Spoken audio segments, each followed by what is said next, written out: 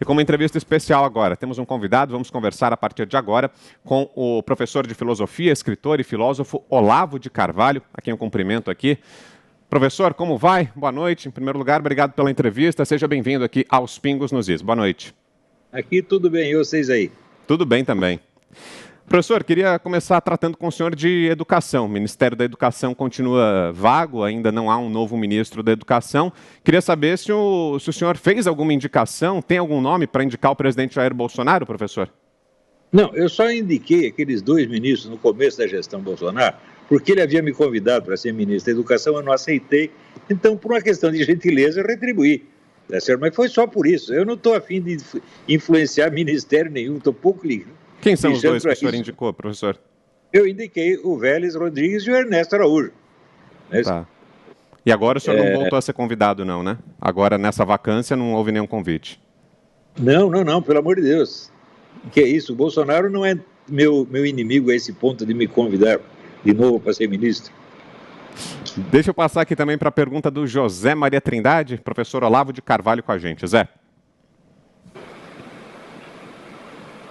Pois é, professor, eu queria perguntar qual é realmente a sua relação com o presidente e com a família Bolsonaro e, atualmente, qual é a sua posição diante do governo do presidente Jair Bolsonaro? Olha, a única relação que eu tenho com o presidente Bolsonaro é uma amizade. Eu encontrei com ele, conversei com ele 4 vezes, tenho muita simpatia pela pessoa dele, acho um homem muito honesto, muito sério, muito sincero, gosto dele. O que não quer dizer que eu não tenha críticas a fazer ao seu governo, é claro que tenho. Tenho inúmeras, já fiz algumas bem pesadas, aliás. Mas não vou deixar de apoiá-lo jamais. Nós não vamos conseguir outro presidente honesto pelos próximos 200 anos. Né? Nesse país, o número de vigaristas e ladrões é excessivo, ultrapassa o controle humano. Na hora que aparece um honesto, não deixa ele escapar de jeito nenhum. Ana Paula Henkel, sua pergunta, Ana. Oi, professor. Obrigada pela entrevista aqui com a gente. Eu queria entrar, professor, na seara desse inquérito aí, dessa aberração, desse inquérito das fake news, onde vários direitos foram violados, né, principalmente do jornalista Oswaldo Eustáquio, direito de liberdade de expressão, de exercício profissional, privacidade, até o processo legal, né, que não foi respeitado. A gente está vivendo, parece que a sensação é que estamos vivendo um estado de exceção. E aí, diante disso, professor, dessa violação desses deveres constitucionais pelo STF, o nosso sistema de freios e contrapesos aí bem frágil, o que o senhor acha que nós, como cidadãos, devemos fazer quando lá em cima na cadeia, né, o topo, no judiciário, esse sistema de freios e contrapesos está comprometido? O momento é de quê agora? É de fazer uma pressão em cima do Senado, por exemplo, para um processo de impeachment contra o Alexandre de Moraes? Olha, eu não tenho nenhuma solução e, na verdade, não tenho nenhuma sugestão, mas uma coisa eu sei. A primeira coisa a fazer é tomar consciência do que está acontecendo e tentar entender. Por exemplo, tentar entender a dimensão do problema. O pessoal fixa muito assim nesses casos que aconteceram, o caso da Sarah Winter, do Oswaldo Eustáquio, etc. Não, esse negócio está apenas começando, porque ao mesmo tempo em que o STF toma essas medidas, obviamente ditatoriais, fascistas, está se programando a mesma coisa na esfera parlamentar. Eles estão com projetos aí de instaurar esse controle, essa censura de maneira definitiva. E não podemos jamais esquecer, nunca esquecer a frase do Zé Dirceu: nós vamos tomar o poder sem eleições. É o que eles estão fazendo. Eles não estão brincando. Você veja, medidas igualmente draconianas estão sendo tomadas nesse momento na Venezuela, com a ajuda de tropas iranianas que estão indo para lá. Esse pessoal não está brincando. E você veja, quanto mais eles são derrotados na esfera eleitoral, mais difícil fica para eles resistir à tentação da violência e da ditadura. Eu acho que todo esse pessoal da esquerda está assanhado agora para fazer uma ditadura. Já que no terreno eleitoral estão lascados, o povo inteiro os odeia. Né? Já que somos odiados mesmo, então vamos bater em todo mundo. Essa é a ideia. Guilherme Fiuza, sua pergunta, Fiuza. Professor, o ensino, ou pelo menos o exercício de disciplinas como filosofia, sociologia, antropologia, enfim, as ciências humanas no ensino público superior passou a ser questionado. Há uma pauta de revisão, né, da presença dessas disciplinas no ensino público superior. Muito possivelmente pelas coisas que têm acontecido nessas áreas aí nos últimos anos ou talvez décadas, né, em relação às teses que são propostas, aos trabalhos que são incentivados, que são apoiados. Qual é a sua visão sobre isso, professor? E o que tem acontecido nas ciências humanas no ensino público no Brasil nos últimos anos? Olha, o que acontece é o seguinte, havia aquele pessoal conservador, direitista, que reclamava da doutrinação. E eu sempre disse, olha, doutrinação não é problema nenhum. Cada um ensina a doutrina a qual ele acredita. O problema é a censura, é o controle hegemônico, que está aí já faz 40 anos. Quer dizer, todas as ideias que não são agradáveis aos partidos da esquerda mais radical estão 100% banidos das universidades. Eu mesmo estou promovendo uma pesquisa, faço a seguinte pergunta: quantas teses de direito, ciências sociais, filosofia, de cunho cristão conservador foram aprovadas, não digo nem aprovadas, mas aceitas para exame nos últimos 40 anos? Se tiver 2 é muito. Ou seja, houve um processo de controle ditatorial. E isso está vigente nas universidades há 40 anos. Então, esse é o problema. Nós temos que restaurar a atmosfera de debate. Agora, os caras, muitas vezes o pessoal da esquerda não quer debate. Por quê? Porque eles perdem o debate. Por exemplo, todos os intelectuais de esquerda que entraram em debate comigo, todos se ferraram. Mas se ferraram assim, vergonhosamente. Alguns ficaram quietinhos, nunca mais abriram a boca, vai fazer 30 anos já estão quietinhos. Então eles perceberam, não, nós não podemos dar a chance desses caras falar, porque eles vêm e dizem umas coisas que eles não sabem responder. Foi isso que aconteceu. Você vê, eu tive aquele debate na Faculdade de Direito, do Lago São Francisco, com o professor Alaor Café Alves, que era o guru da faculdade. Tá certo? E tinha 800 pessoas na plateia. Os 800 eram alunos dele. Quando eu cheguei, estava todo mundo querendo me matar. Quando eu saí, estava todo mundo me aplaudindo e vaiando ele. Por quê? Porque era uma besta quadrada, como todos os intelectuais de esquerda no país. O único homem inteligente que tem na esquerda brasileira é o Zé Dirceu. Mas ele não é um intelectual, ele é apenas um estrategista e tático. Isso ele sabe fazer. Intelectualmente, de filosofia, não tem nada. Mas, na prática, ele é um homem inteligente, né? Pelo menos é mais inteligente do que o Ciro Gomes. Ciro Gomes se especializou, em apanhar e contar vantagem. Mas o Zé Dirceu não, o Zé Dirceu sabe o que está fazendo. E é ele que está lembrando este negócio. Nós vamos tomar o poder sem eleição. Preste atenção no que esse cara está falando. Ele estudou na escola de inteligência militar cubana. O serviço militar cubano é um dos melhores do mundo. Só dá para competir, talvez, com o Mossad. Isso não é brincadeira, está entendendo? Então, ele não é um demagogo, não é um bocó, não é um contador de vantagem, que nem Ciro Gomes. Tá certo? Então, é para prestar atenção e saber que, se ele disse isso, ele está fazendo isso. Ô professor, e como o senhor disse agora há pouco, o senhor também faz críticas, né, ao governo do presidente Bolsonaro, e há pouco tempo, no mês passado, o senhor chegou a divulgar um vídeo em que o senhor dizia que poderia derrubar o governo se o presidente Jair Bolsonaro continuasse sendo covarde. Queria saber... Claro que isso é um modo... Isso é uma figura de... Isso é, obviamente, uma figura de linguagem. Não pode tomar em sentido literal. Isso é uma hipérbole. O que é que o senhor queria dizer, então, naquele momento? Não, eu só estou querendo dizer que existem condições para alguém derrubar o governo. Não que eu, pessoalmente, vá fazer isso. Tá certo? Agora, o grande problema com o governo Bolsonaro foi a crítica que eu fiz e que repito agora, é o seguinte: ele tomou o poder numa situação de guerra. A primeira coisa que ele tinha que fazer é entender que um cargo não é poder. O cargo é um meio de obter o poder. Então, a primeira coisa que ele tinha que fazer, tá certo, era tirar os meios de ação dos seus inimigos mais pérfidos. Ladrões, assassinos, terroristas, etc. Ele não fez nada contra esses caras. Ao contrário, ele só provocou. Ele falava mal, mas não agia contra eles. Fala, então, o que você faz? Você assusta o inimigo e o induz a se unir para se defender de você. E na hora que eles o atacam, você não consegue fazer nada.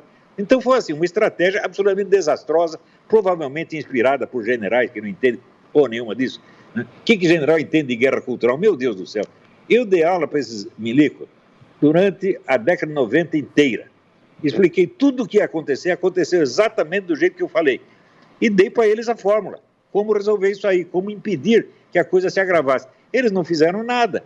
Também o meu amigo falecido, general Sérgio Augusto de Avelar Coutinho, que inspirado por mim, ajudado por mim, escreveu 2 livros importantes sobre a Revolução Gramsciana no Ocidente. Ele morreu amargurado porque os colegas dele não prestavam atenção.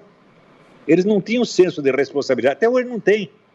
Eles estão preocupados no momento que você vê, né, a articulação cubana e iraquiana na Venezuela. Você vê esse pessoal do narcotráfico dominando tudo. Eles estão preocupados com o olavismo. O olavismo é o grande risco, que eles são loucos. Eles são loucos ou idiotas? Não sei, mas uma das duas coisas são. Porque a outra hipótese de que são traidores, mesmo não ouso pensar, tá certo? Então, não vou atribuir a maldade moral, tá certo? Mas a burrice, sim, é QI 12. Então, o presidente teria sido covarde porque não enfrentou esses grupos, é isso? Não posso dizer que ele foi covarde, tá certo? Mas ele aceitou, né, essa orientação de generais que nunca estudaram o assunto. Eu digo, olha, esse negócio de comunismo eu estudo há 50 anos, meu Deus do céu. Esses generais não tiveram nem aula de como é que se diz, de guerra revolucionária na academia, porque o Sarney tirou da academia militar. Não se estuda mais isso. Eles só leem livros assim que são recomendados pelo New York Times, tá entendendo? Só lê best-seller, tá certo? E livros de autoajuda e livros de economia, de administração e economia. Desse negócio de comunismo, a gente não entende coisa nenhuma, deviam ficar quieto e ouvir o que eu estou falando, meu Deus do céu. Eu só quero ajudar, eu não quero cargo, não quero dinheiro, não quero nada. Eu estou com 73 anos, né? Não vou viver mais muito tempo, eu quero ajudar um pouquinho antes de morrer, pô. Agora, esses caras não são ajudáveis, porque são muito vaidosos. Eles acham que sabem, quando na verdade não sabem nada. Esse é o problema. E o Bolsonaro, ele tem uma espécie de visão mítica do Exército, tá entendendo? Tem um respeito devoto, assim, religioso pelo Exército. Eu também tenho respeito pelo Exército. Mas escuta, quando um general fala besteira, a gente tem que... Besteira é besteira, não importa. Se o Papa fala besteira, é besteira. Entendeu? O Papa é infalível só no que diz respeito a moral e doutrina. O Papa pode ter ideias idiotas a respeito de política, de economia, que aliás muitos já tiveram. Mas, outro dia não estava até o Papa querendo aí beatificar o Lutero. Então ele endoidou. Se o Papa fica louco, ficou louco. Pô. Não importa ser Papa, né? Então, em general, a mesmíssima coisa. Quer dizer, não estou desfazendo do Exército. Ao contrário, eu acho que a burrice de certos caras, vamos dizer, desonra a instituição. Eu, por exemplo, estou falando que eu colaborei muito com o general Sérgio Coutinho, né, eram grandes amigos, tá certo? Trabalhei com militares escrevendo o livro O Exército na História do Brasil, do qual eu fui o editor de texto, né? Conheci gente muito inteligente, muito capaz no Exército, mas não eram os líderes, não eram os generais. Era gente da Escola de Comando de Estado-Maior, tive boas conversas com o coronel lá dentro, tá? Ó, general, na verdade, o único general que eu levei mesmo a sério foi 2, você quiser eu dou os nomes. Era o general Paulo de Castro, que era o diretor da Escola de Comando de Estado-Maior, e o general Sérgio Augusto de Velar Coutinho. Esses estavam entendendo tudo que eu dizia. Os outros que não entenderam nada até agora. E ficam brabinhos, né? Porque sempre que você fala que um deles está errado, eles acham que ele está ofendendo a instituição. Quer dizer, cada um deles acha que é a instituição, meu Deus do céu. Já eu não tenho esse privilégio, porque eu não sou instituição nenhuma. Minha única instituição é eu mesmo. E olhe lá, hein?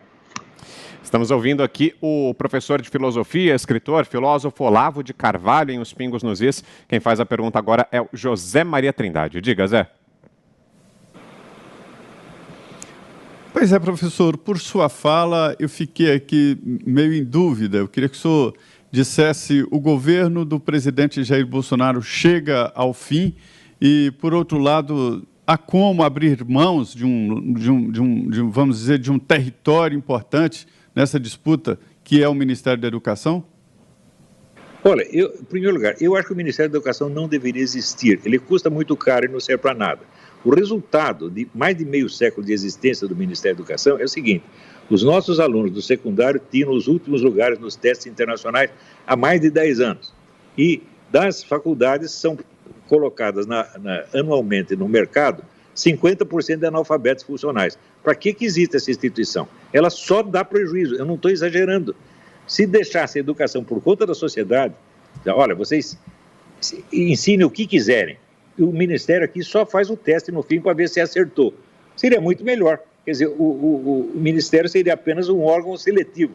Ele não tem que dar educação para ninguém, ele não tem condição de dar educação para ninguém. Além disso, com a ideia do Ministério que vai educar, tem toda essa comedeira do livro didático, que é uma das maiores vergonhas do país, né? Essa roubalheira infinita. Esse órgão tem que ser fechado e criar uma legislação que simplifique a coisa. Do mesmo modo, no conteúdo da educação, Cada vez que me mostram um programa de educação, eu vejo que os caras estão psicóticos, porque eles querem ensinar tanta coisa que no fim não conseguem ensinar nada. Eu digo, bom, você tem que reduzir o programa de ensino, simplificar e baratear. Sobretudo, veja, tinha uma época que eu trabalhava nas revistas da Fundação Vitor Chivita, que era uma entidade que foi uma das grandes culpadas pela destruição da educação brasileira, e eles sempre queriam assim, o ensino tem que acompanhar o progresso da ciência. Você está louco? Hã? Mas nem os profissionais de uma certa área científica conseguem acompanhar o progresso daquela área. Depois você fala, agora coitado do rapaz que está no ginásio, vai ter que acompanhar os últimos progressos da física atômica, etc. Não dá. É coisa de é muita pretensão. E sabe por que os caras inventam isso? Porque são fundações bilionárias que querem exercer o poder político e querem controlar a educação. Quem controla a educação hoje, controla a classe política de daqui 20 ou 30 anos. É isso que eles querem. Tá certo? E nós não podemos mais cair na conversa desses caras, nós temos que simplificar. Temos que voltar para o realismo. Agora, isso não é nenhuma sugestão, porque eu duvido que alguém no governo preste atenção no que eu estou dizendo. Concordar, não vou concordar nunca. Por quê? Estão todos envolvidos nesse processo político da educação. Eu não estou envolvido.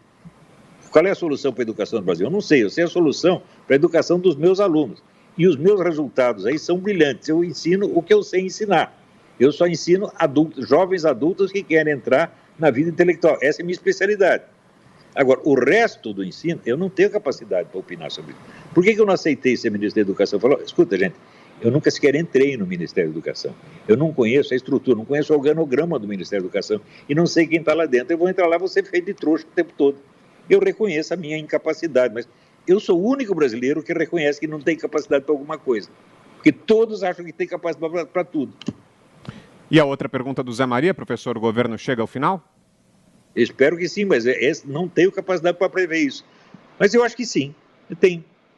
Se for inteligente, e se começar a fazer o que nunca fez, se começar a amarrar a mão dos inimigos, talvez ele chegue. Mas se não fizer nada, vão acabar com ele. Ana Paula Henkel faz a próxima pergunta. Você, Ana. Professor, eu queria voltar num ponto que o senhor falou sobre revolução cultural. Quem acompanha o senhor já há algum tempo, como eu acompanho, seus artigos, eu que moro aqui em Los Angeles, na Califórnia, um estado altamente progressista, há muito tempo o senhor avisava, né, dos caminhos de um possível presidente Obama, o que a América poderia se tornar. E hoje a gente vê, né, uma América dividida, a gente vê que as políticas dos dois governos, dos dois mandatos do presidente Obama, elas não deram o resultado que prometiam, né, eles travestiram, né, de alguma certa forma o governo como o governo carismático, bonzinho, mas quem acompanha o senhor já sabe muito bem o que está por trás, o que estava por trás do governo Obama e do personagem Obama.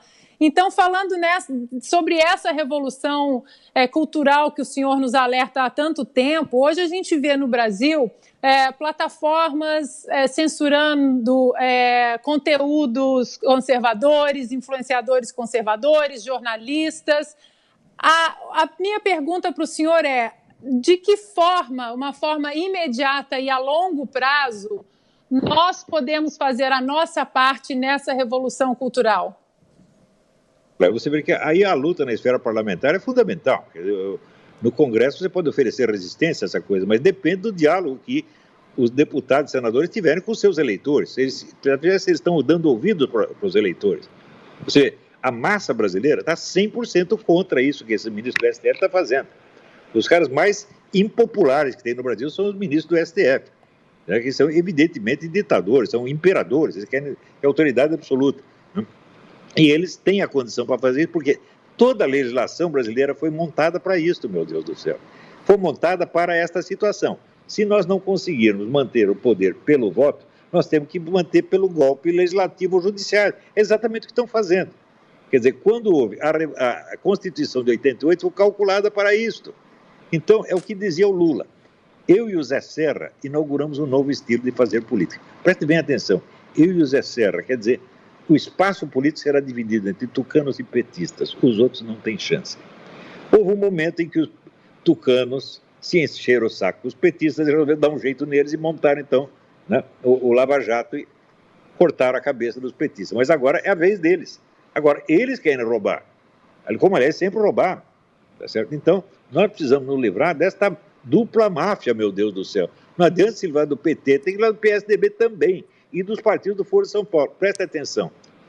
Pela lei eleitoral brasileira, não pode existir um partido filiado ao organismo internacional. Ou seja, todos os partidos filiados ao Foro de São Paulo são ilegais. O que o Bolsonaro tinha que fazer desde o primeiro dia? Lutar pelo fechamento desses partidos. Porque é simplesmente cumprir a lei. Não é que eu estou propondo o fechamento. A lei impõe isso aí. Né? Agora, se você despreza a lei e a vontade do PT e do PSDB é superior à lei, então já acabou, já estamos na ditadura. Agora, outra coisa, você falou do Obama. Né?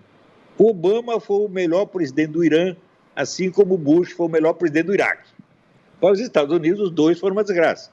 Né? O Bush, porque só metia o país em encrencas internacionais, do qual sempre saía mal, tá certo? E o Obama, porque tudo o que ele queria é parecer bonito para estudante universitário, bajular, né? Bajular essa meninada universitária.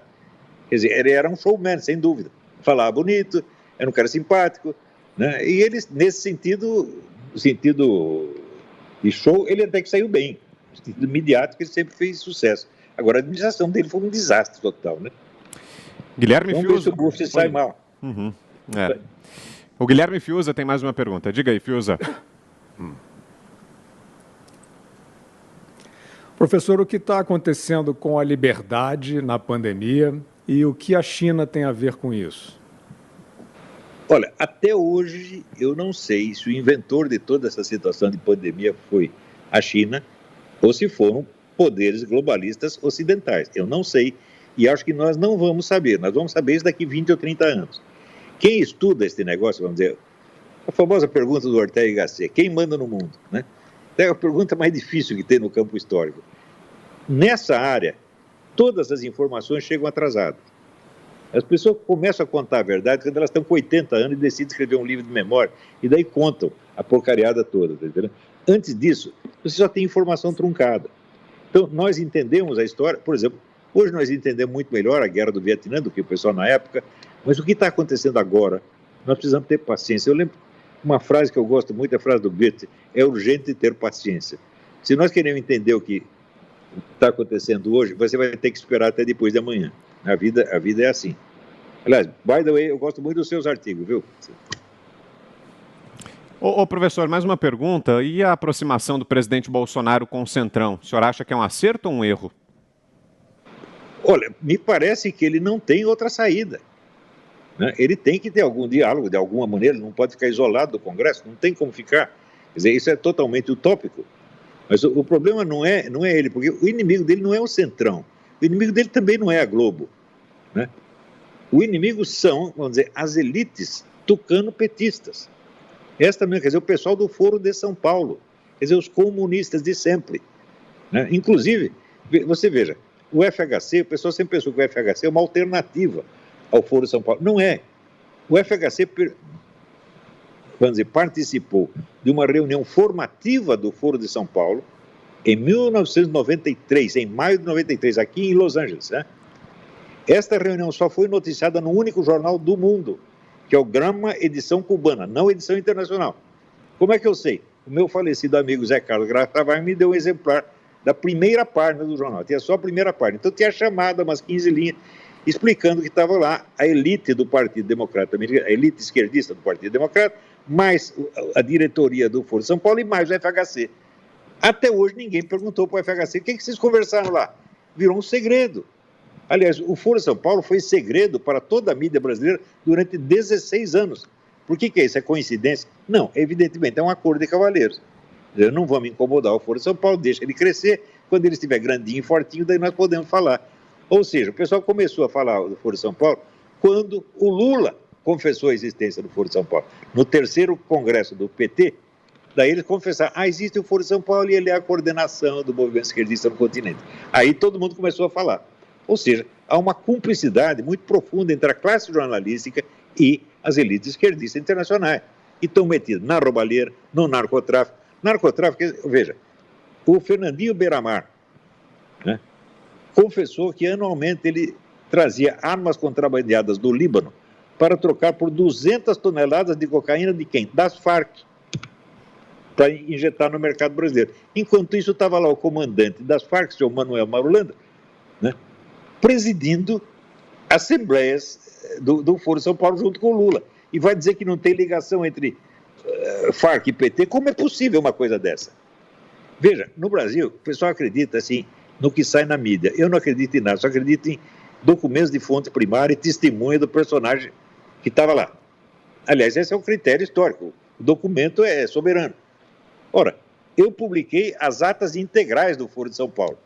Quantas pessoas na mídia leram isso? Quantos desses generais leram isso? Quantos deputados e senadores leram isso? Eles não querem saber o que está acontecendo. Eles só querem o jogo das impressões e parecer bonito. Eu não tenho que parecer bonito, eu sou bonito, né?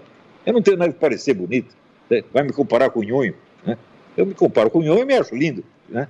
Então pronto, eu não tenho que ficar tentando parecer mais bonito que eu sou. Você está me vendo aqui, você está vendo aqui, é o mesmo sujeito que a minha mulher vem em casa, que meus filhos vêm em casa.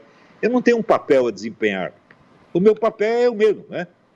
Então, eu adotei já como norma, há muitos anos, a norma do Dom Quixote. E eu sei quem sou. Eu sei quem eu sou, eu me conheço de trás para dentro. Não me adianta criticar por defeitos que não tenho, nem me elogiar por qualidades que eu também não tenho. Eu não caio nessa. Professor, a gente vai ter que fazer um rápido intervalo, peço que o senhor continue com a gente. São 2 minutinhos e daqui a pouco a gente volta com a sequência da nossa conversa. Rápido intervalo, agora são 6h57.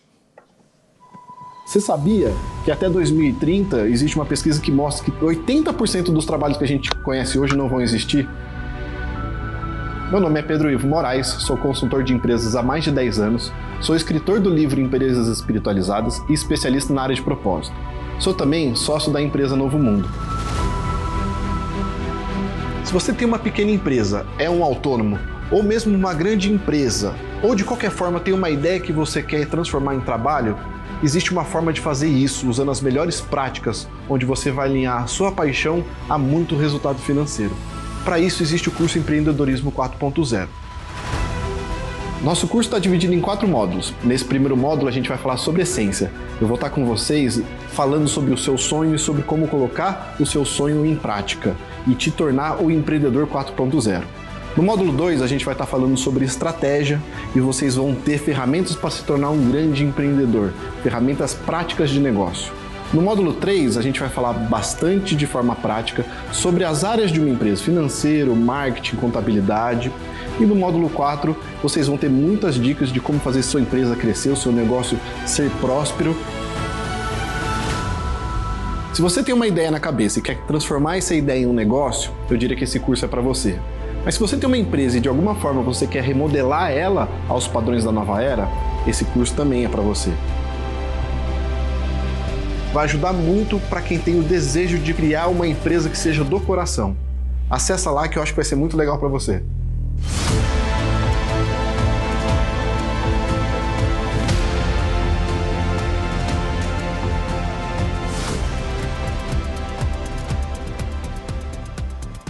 E chegou o Panflix, o novo aplicativo da Jovem Pan. Tem notícias, esporte, kids, humor, saúde, podcast, tudo isso reunido num só ambiente.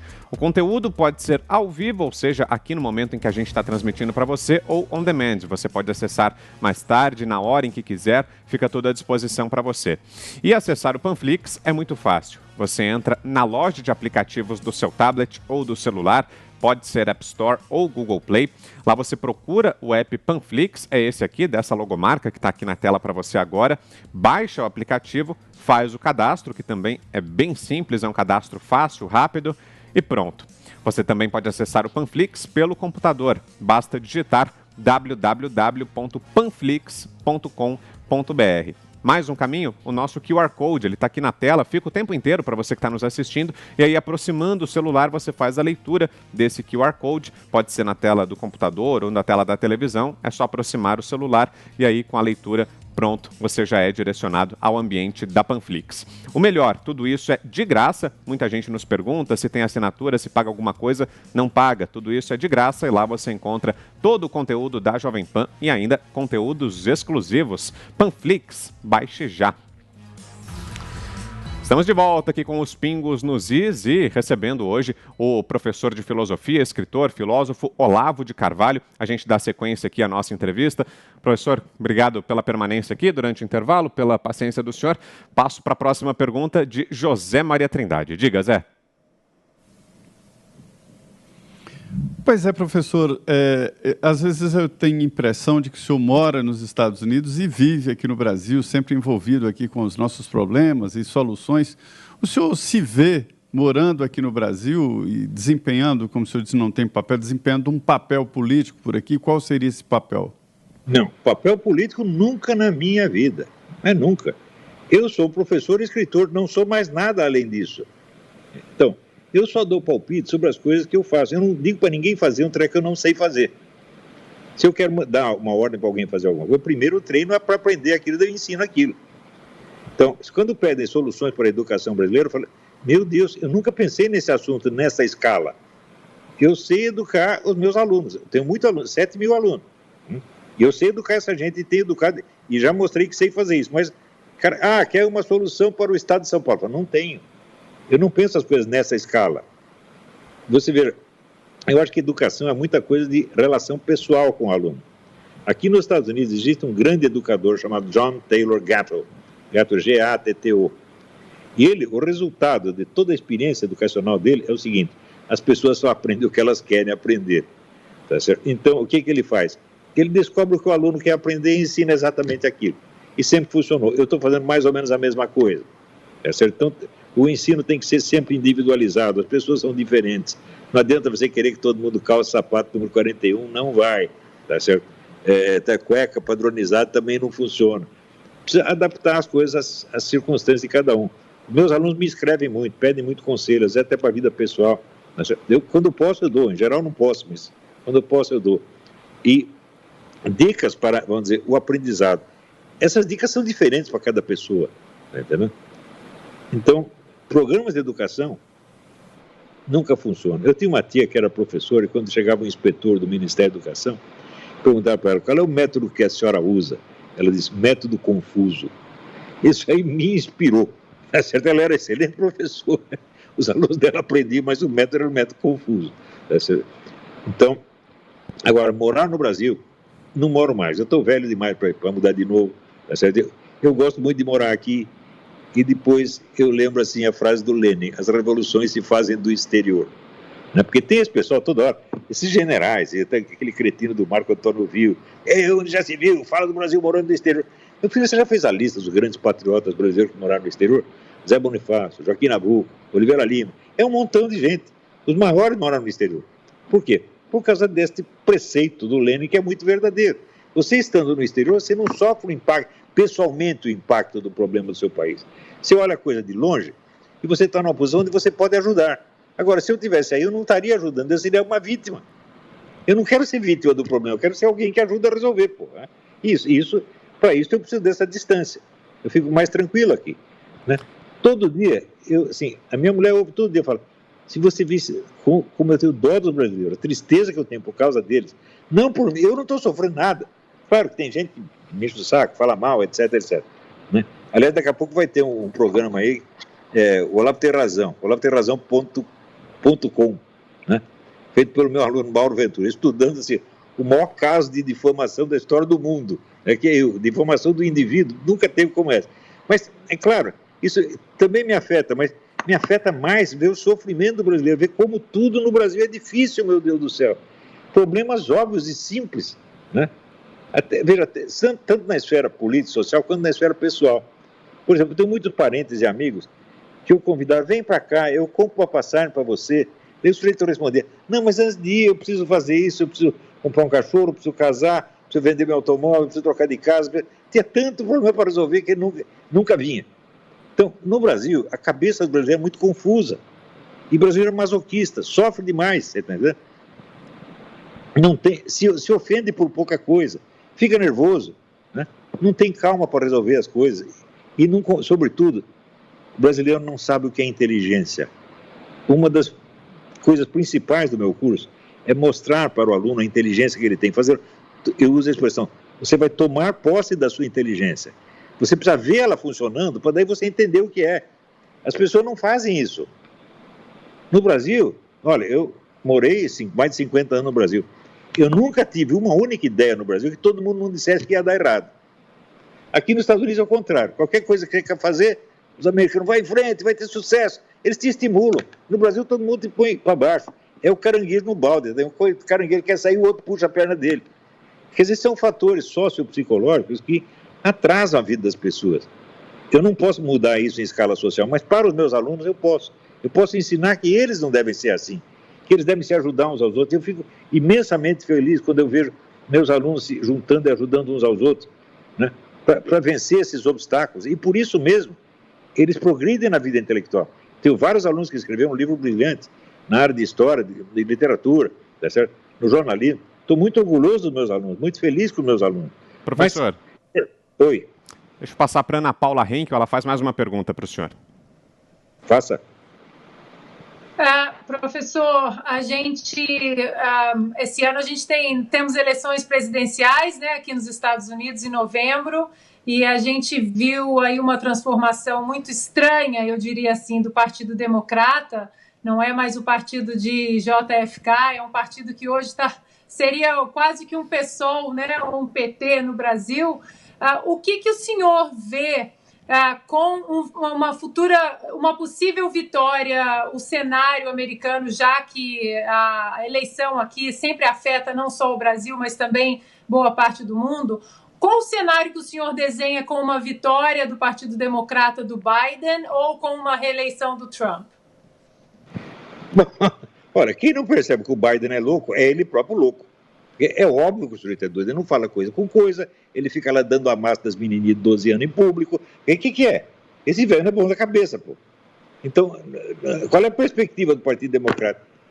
Eu acho que o Partido Democrata perder é melhor para ele. Porque se ganhar e eleger o Biden, aí que sim, o partido acaba, né? Agora, e o republicano? O republicano está bem, ou com o Trump, ou com esse menino West, né? Esse roqueiro aí que está... O rapper, Kanye West, né? O rapper, o marido da Kim Kardashian, né? Ele é um homem inteligentíssimo, vai fazer um sucesso engraçado. Se ele se candidatar, ele ganha qualquer eleição, acho eu, né? E o Biden não tem chance.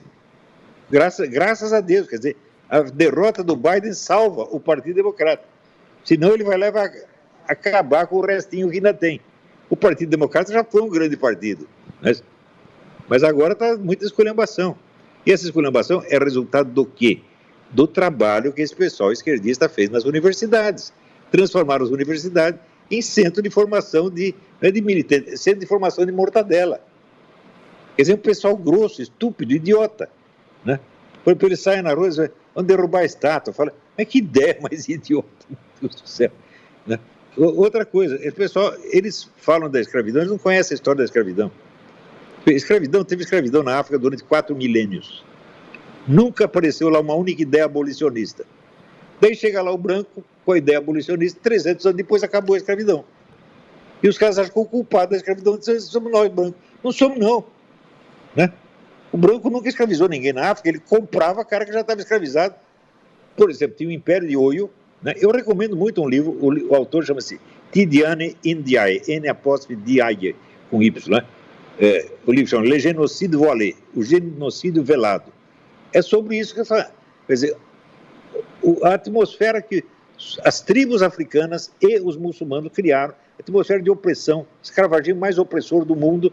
Primeiro que 80% dos homens que eles pegavam, eles castravam, né? Então, o sujeito ser vendido para a América, pelo menos algo ele conservava. Nas 2 bolinhas ele não ia perder, tá certo? Então, quer dizer, os brancos não são culpados da situação. Ao contrário, os brancos são os inventores da abolição. Você veja, e as ideias racistas? As ideias racistas de inferioridade negra são de invenção dos árabes. Eu escrevi um livro sobre isso, dou lá, né, as fontes, né? No século XI, os árabes já escreviam coisas horríveis a respeito dos negros, desprezavam os negros, né? E até hoje eu tenho um aluno que mora no Marrocos, ele diz, até hoje, no Marrocos, o preto é tratado como pessoa inferior. Então, as ideias racistas no Ocidente só aparecem no século XVIII, com a biologia, quando a raça, o conceito biológico de raça aparece. Isso aí está a história da ideia de raça do Eric Voegelin, que é um clássico, Leiam, você vai ver. Né? Agora, que racismo existia, sei lá, na igreja da Idade Média? A igreja não tinha nem consciência de raça, meu Deus do céu. Você tinha cara de todas as cores lá. Né? Você vê, uma das igrejas católicas mais antigas do mundo é da Etiópia. Professor, pergunta aqui do Guilherme Fiuza para o senhor. Diga, Fiuza. Professor, com a eleição do Trump e em seguida com a do Bolsonaro, parece que a gente está no auge da dicotomia direita-esquerda, né?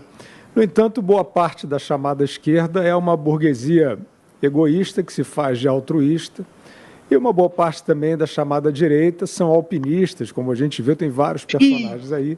Você citar o governador do Rio de Janeiro, né, que aparecia com essa bandeira e, de repente, está com a polícia nos calcanhares.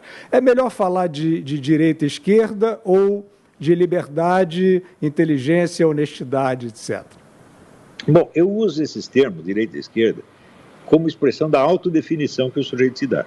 Se ele diz que ele é de esquerda, então ele pertence a um grupo que também se autodefine assim. Se ele diz que é de direita, também pertence a um grupo que se autodefine assim.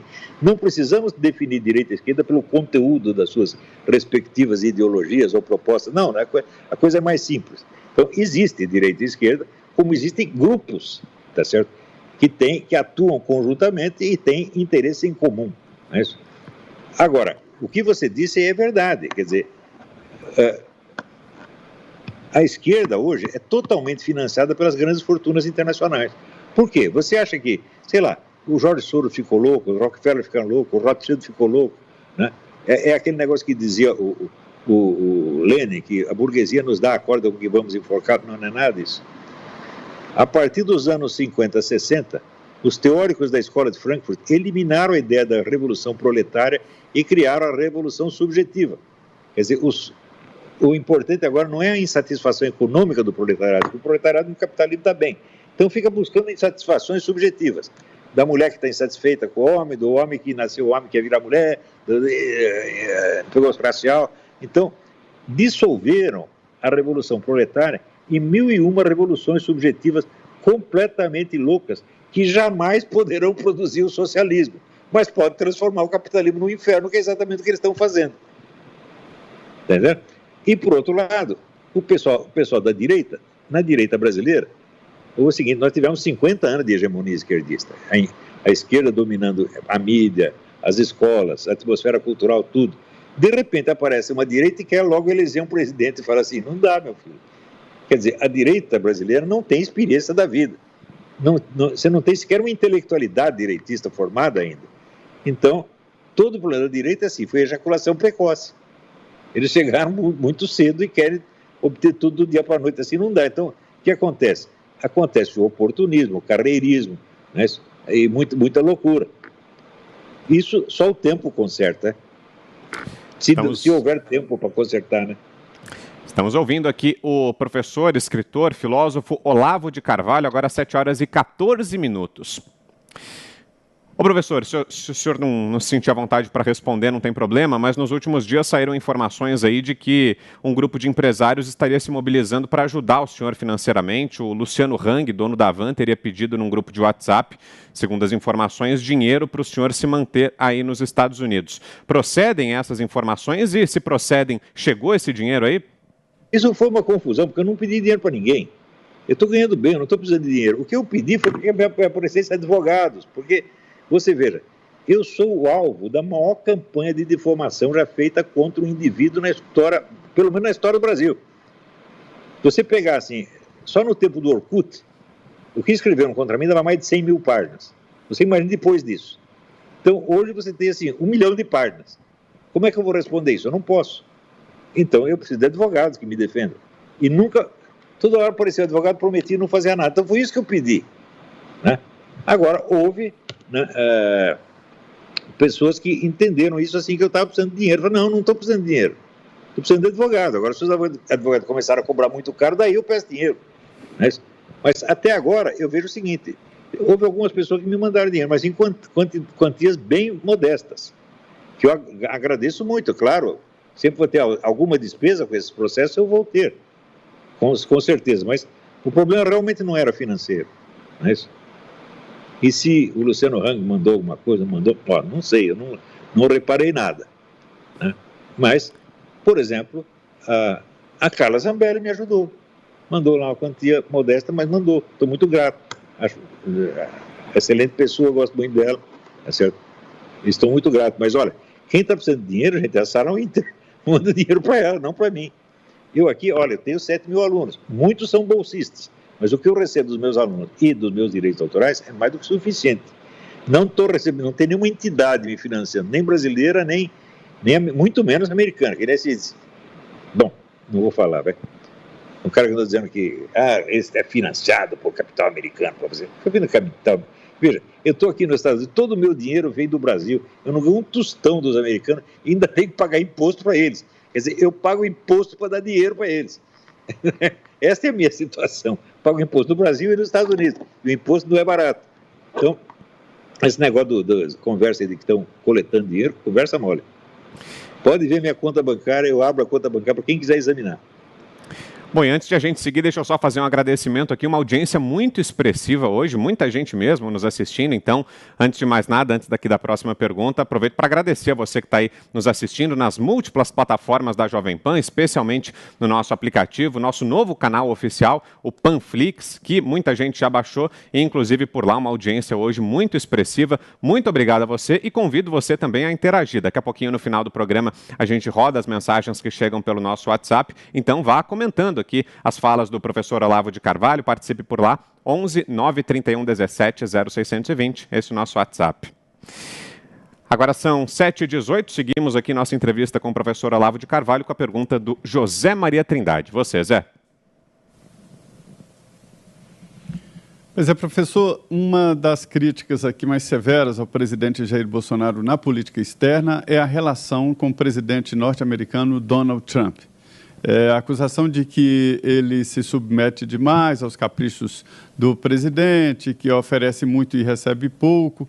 O senhor acha que esse tipo de relação, Brasil, Estados Unidos, isso é bom para o Brasil? Está certa esta relação? O que acontece é o seguinte, o que o Trump pediu para nós? Nada. Para compensar, está enchendo de dinheiro até as nossas Forças Armadas. É o contrário, ele está recebendo muito e dando pouco. O Trump não pediu nada. O que o Brasil tem para dar para os Estados Unidos? Tem nada. Agora, nós estamos dando para a China. Né? Nós estamos dando tudo para a China. Né? Inclusive, aquele famoso órgão designado por 2 letras, que eu não posso falar aqui, tá certo? Estamos dando tudo para a China. Quer dizer, o famoso imperialismo americano nunca teve no Brasil uma presença tão avassaladora, tá certo? E tão voraz quanto a China tem. Agora, tem gente tudo entusiasmado com a China. Por quê? Porque estão recebendo dinheiro da China. A China corrompe, compra consciências. Tá certo? Então, a nossa relação com os Estados Unidos nunca foi tão destrutiva assim.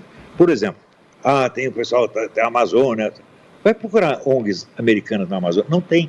Você tem ONG alemã, você tem ONG francesa, você tem ONG inglesa. O americano não tem. Veja, os Estados Unidos, nos últimos 50 anos, os Estados Unidos, no Brasil, primaram pela sua ausência. Os Estados Unidos não tem mais nem o que se chama diplomacia pública. Quer dizer o seguinte, quando alguém fala mal do país, o embaixador vai lá e defende o país. Nem isso os americanos estão fazendo. Agora, este exagero na visão que se tem dos Estados Unidos já vem desde 1964. Porque sempre se diz, quem fez o golpe de 64 foram os americanos. Eu digo, tá bom, moleque, então você me dá o nome de um agente, o único agente da CIA ou de qualquer outro serviço secreto americano que estiver lotado no Brasil na época. Até hoje não apareceu nenhum. Para compensar, aquele garoto Mauro Abrantes, pesquisando no serviço secreto da Tchecoslováquia, descobriu 3 mil agentes da KGB no governo Goulart. Então, essa história da América no Brasil é um negócio mítico. É lenda urbana. Ana Paula Henkel. Oi, professor, vou passar só para Ana Paula. Pergunta. Podemos ir? Então vamos lá. Ana Paula tem mais uma pergunta. Diga aí, Ana. Professor, a gente vê que, às vezes, algumas eleições importantes na história, como a do Reagan, por exemplo, a do próprio Donald Trump, a do Bolsonaro também, a gente viu que uma maioria silenciosa entrou em ação. O senhor acredita nessa maioria silenciosa e como que a gente consegue dar voz para essa maioria silenciosa? Muito bem, eu percebi esse negócio do silêncio da maioria silenciosa mais de 30 anos atrás. Eu falei, olha, não é possível um país que só tem esquerda. Isso não existe. Democracia tem que ter direita e esquerda, e você tem que ter o diálogo, tem que ter o debate. Então nós temos que abrir um espacinho para que exista uma direita. Como é que nós fazemos isso? Bom, eu tenho lá as minhas teorias sobre o que produz o poder na história, e eu sei o seguinte, a coisa decisiva é a hegemonia intelectual. Eu não chamo nem de... Eu distingo entre hegemonia cultural, que é o controle dos órgãos de cultura, e hegemonia intelectual, que é o controle do repertório de ideias e de palavras que estão. Então nós precisamos quebrar a hegemonia intelectual da esquerda e abrir um espaço. Eu fiz isso sozinho. Fiz isso com o livro O Imbecil Coletivo e com o livro Nova Era Revolução Cultural. Olha, o pessoal da esquerda estava tão desacostumado a ser discutido que eles não sabiam como reagir. Ficaram loucos da vida. Só ficaram com raivinha. O que eles puderam fazer contra mim? Nada. Foram todos feitos de palhaço. E com isso, a esquerda perdeu o seu prestígio intelectual. Ela não tem mais. Eu tenho mais prestígio intelectual do que a esquerda intelectual inteira. Eu abri esse espaço. Infelizmente, eu abri para mim mesmo, porque não havia outros intelectuais conservadores. Até hoje não tem. Eu estou formando alguns. Então, a direita só tinha um porta-voz, né? Qualificado para discutir com a esquerda, não no aspecto político imediato, mas no aspecto mais filosófico, mais profundo. Não tinha mais ninguém. Então, eu ocupei o espaço. Eu gostaria que tivesse outras pessoas. Tentei formar. Quando veio o Bruno Tolentino, chegou da Inglaterra, eu falei, oba, estou salvo, não estou sozinho mais. Mas daí o desgraçado fez o favor de morrer, porra. Isso lá é coisa que se faz. Né? Guilherme Fiuza, mais uma pergunta, Fiuza. Professor, o governo americano acaba de declarar algo que a gente pressente, digamos assim, para usar um termo simpático, que a China trabalha para se tornar, pretende pelo menos, a grande potência hegemônica mundial, né? Como é que o senhor vê isso e qual a relação que o senhor eventualmente vê em relação a essa pretensão e os investimentos chineses pulverizados aí pelo mundo, inclusive no Brasil? Olha, isso não é uma interpretação. O chefe lá da China, Xi Jinping, ele disse, nós vamos dominar o mundo. Ele disse literalmente isso. Ora, o plano de governo global é um plano que existe entre os comunistas desde 1917. Existem vários livros sobre isso aqui. Não posso citar agora, não dá. Faz tempo que eu li essa coisa, mas eu tenho aqui. Então, esse globalismo é uma ideia que surge ao mesmo tempo entre os comunistas e entre alguns grandes empresários ocidentais, especialmente o homem Cecil Rhodes, o cara que fundou a Rhodes. Ele tinha uma ideia do governo global. Mas Lenin também tinha. Então, essa ideia globalista aparece com os comunistas e com os capitalistas ao mesmo tempo. E hoje a gente vê a colaboração. E nós vemos a China tentando dominar o Fórum Econômico de Davos e obtendo algum sucesso nisso. Né? Então, a China sempre teve, vamos dizer, um complexo de inferioridade desgraçado, porque ela foi muito dominada por estrangeiros. Né? Foi muito humilhada. E ela quer uma vingança. Né? Mas isso já faz mais de 100 anos. Tá certo? Agora, você vê, nenhum país teve governos tão ruins quanto a China. O chinês Mao Tse-tung matou 70 milhões de pessoas. Né? Isso é mais do que 3 vezes o número de caras que Hitler matou. 3 vezes o número que Stalin matou. Então, o que esses caras têm para ensinar para nós? Como matar os outros? Né? Eles vão nos tratar melhor do que eles tratam a si mesmos? É claro que não. Então, para eles, por exemplo, inventar um vírus, espalhar um vírus, uma bactéria, matar um montão de gente, para eles é brincadeira. Eles não dão importância. Eu tenho um amigo que morou lá, conhece a China a fundo, tá certo? E ele disse, o chinês não tem noção do valor do indivíduo. Ele só tem noção do posto, do cargo social da pessoa. Ô, professor... Então, você tem um ex-presidente da China, esqueci o nome dele agora, que ele na velhice, ele disse, se eu pudesse, eu teria cristianizado a China. Porque ele percebeu o quanto o cristianismo faz falta. mas daí já era tarde. Ô, professor, deixa eu fazer uma outra pergunta. Agora há pouco o senhor falou algo que me chamou aqui a atenção sobre a Lava Jato. O senhor diria que a Lava Jato foi tucana, então? E queria saber da opinião do senhor. Foi, e queria que o senhor falasse do Sérgio Moro. Se ele viesse a candidato a presidente, o que o senhor acharia? 100%. Olha, eu, em geral, não confio em um homem que fala mole. Se o sujeito fala mole, eu nunca confiei muito. Claro, ele fez o serviço dele direitinho, foi contratado para fazer o serviço. Era um juiz, fez serviço de juiz. Está até bem feito. Mas logo em seguida se viu que o objetivo dele era o seguinte: ele destruiu o PT para levantar o Tucano, entre os quais ele mesmo. Tá certo? E Tucano é pior que petista, gente. Em primeiro lugar, mais inteligente. Você vai comparar o FHC com o Lula, pelo amor de Deus. O Lula é um office boy do FHC. Não pode esquecer, o FHC foi o sujeito que criou, né,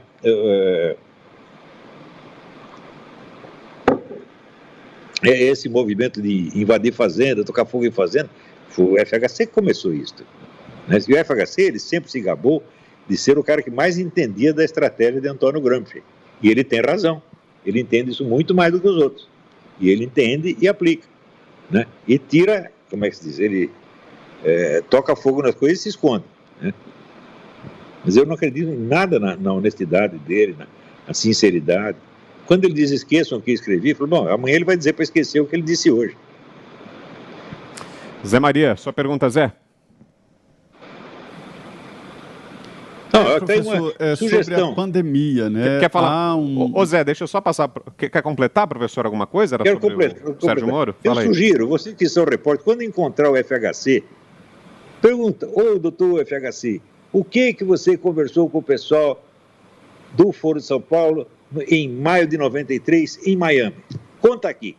E está lá no jornal. Eu tentei obter a página interna, onde tinha a história completa, não consegui. Só tem a primeira página, chamadinha de 15 linhas.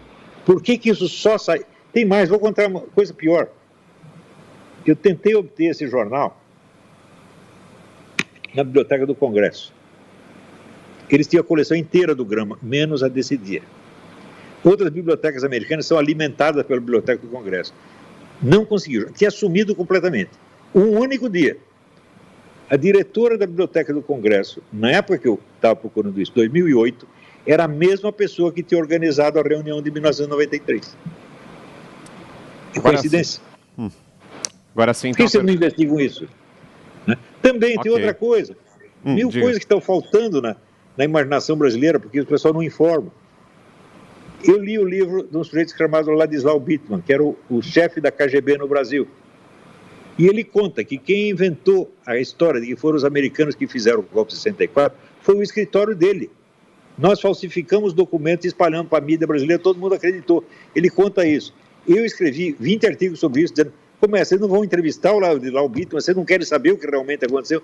Não querem saber. Então é o seguinte, a circulação de notícias já está pré-moldada para impor a versão oficial esquerdista da história. Não tem confronto, não tem debate, não tem nada, só tem, vamos dizer, a imposição dos mitos e das lendas urbanas agradáveis, né, aos comunistas e similares. Seguimos aqui ouvindo o professor e escritor Olavo de Carvalho, são 7h29. Passo para o Zé Maria, que vai fazer a próxima pergunta. Diga, Zé. Professor, muito se fala aí nesse momento pós-pandemia, inclusive sobre mudanças aí com a relação com a China. Hoje nós descobrimos aqui no Brasil que 95% dos equipamentos hospitalares do Brasil são importados da China, quer dizer, não se pode entregar nenhum setor tanto assim a um país. E também sobre a própria origem do vírus, né, do novo coronavírus. Enfim, no pós-pandemia, alguma relação internacional vai mudar? O que haverá de mudança, até em termos sociológicos, no mundo, professor? Você vê, no Brasil, os caras estão votando uma lei que obriga todo mundo a usar máscara, no mesmo momento em que a própria Organização Mundial da Saúde diz que só quem está infectado tem que usar máscara. E, ao mesmo tempo, então o pessoal diz, olha, quem desobedecer ao OMS vai para a cadeia. Mas eles mesmo estão desobedecendo, porque estão impondo uma coisa que a OMS já liberou. Tá certo? Então, a circulação de mentira e de lenda urbana é muita coisa no Brasil, é muita loucura demais, porra. Nós temos que ser um pouco sinceros. Agora, quem é parte interessada, por exemplo, esses equipamentos chineses, quanto dinheiro os chineses estão dando para os caras que estão contratando essas coisas? Quer dizer, onde tem... Olha, a minha experiência da vida me ensinou o seguinte: quando a situação está muito confusa, que tudo parece loucura, é porque alguém está mentindo. Uma parte da história está sendo escondida. E o que está acontecendo é isso. Quanto que o chinês botou no bolso desses caras para vender esse equipamento, pô? Veja, na Itália foi denunciado no parlamento italiano que 96% das pessoas que estavam lá registradas como tendo morrido de Covid-19 tinham morrido de outras doenças. 96%. E no Brasil, quantas são? Já veio caso de pessoa que, vamos dizer, foi posta no hospital para morrer. Não é isso? Para aumentar, criar alarmismo, criar pânico, criar terror. Todos esses caras estão metidos nisso, são criminosos, são genocidas. Um dia vão ter que pagar por isso.